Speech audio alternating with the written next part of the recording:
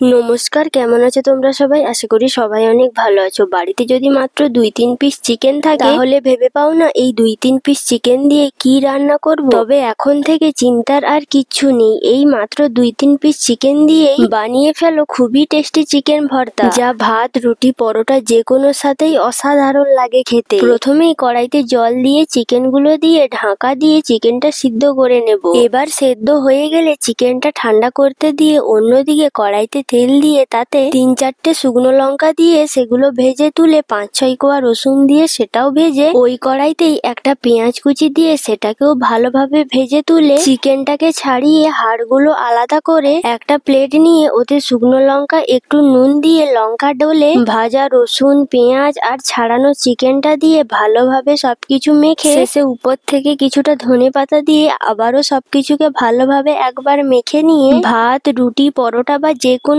সাথেই খেতে অসাধারণ লাগে। টাটা।